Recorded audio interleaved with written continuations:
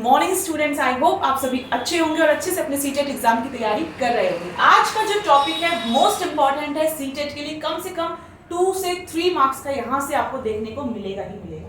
Harvard gardener, ये एक American psychologist और एक प्रोफेसर थे हार्वर्ड यूनिवर्सिटी में।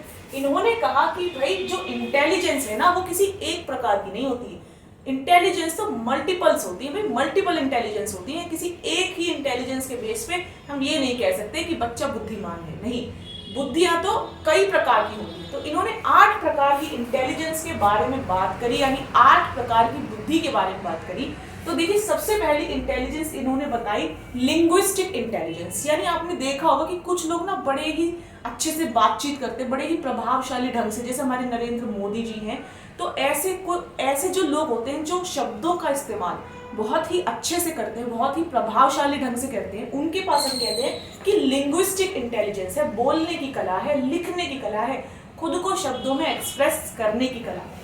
दूसरी इंटेलिजेंस इन्होंने दी लॉजिकल मैथमेटिकल। जितने भी हमारे ये वैज्ञानिक हैं, जितने भी हमारे मैथमेटिक्स के टीचर्स हैं, जितने भी लोग जो तर्क करना जानते हैं, जिनके पास तर्क शक्ति बहुत ज्यादा है, लॉजिकल मैथमेटिकल रीजनिंग बहुत ज्यादा है, उनके अंदर ये वाली इंटेलिजेंस पाई जाती है।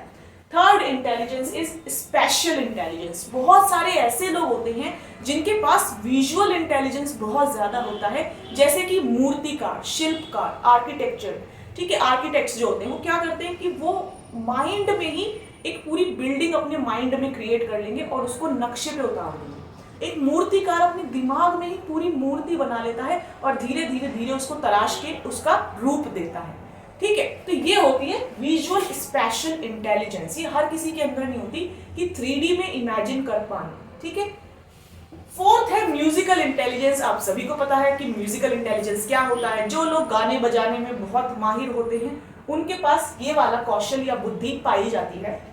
बॉडीली काइनेस्थेटिक ज्यादातर आपको एथलेटिक्स में देखने को मिलेगी। जो लोग रनिंग करते हैं, बैडमिंटन खेलते हैं, कबड्डी खेल रहे हैं, जैवलिन थ्रो, जितने भी स्पोर्ट्स, जितने भी गेम्स, उनमें जो लोग होते हैं उनके पास ही बॉडीली काइनेस्थेटिक जो इंटेलिजेंस है वो पाई जाती है। इंटरपर्सनल मैंने आपको जो अपनी शॉर्ट वीडियोस है उसमें समझाया था बहुत अच्छे से। इंटरपर्सनल, जब इंसान या कोई व्यक्ति अच्छे से सोशलाइज हो पाता है, वो बहुत जल्दी लोगों से घुल मिल जाते हैं, वो बहुत जल्दी दोस्त बना लेते हैं, किसी अनजान से भी वो बहुत इजीली बात कर लेते हैं। तो उसको हम कहते हैं कि बच्चे के, व्यक्ति के अंदर इंटरपर्सनल इंटेलिजेंस है कि वो किसी से भी आराम से सोशलाइज हो जाते हैं, घुल मिल जाते हैं, बातचीत कर लेते हैं।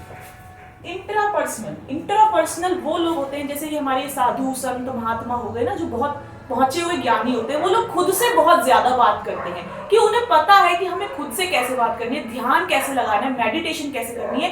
तो जो बहुत पहुंचे हुए साधु लोग होते हैं उन्हें हम कहते हैं इंट्रापर्सनल।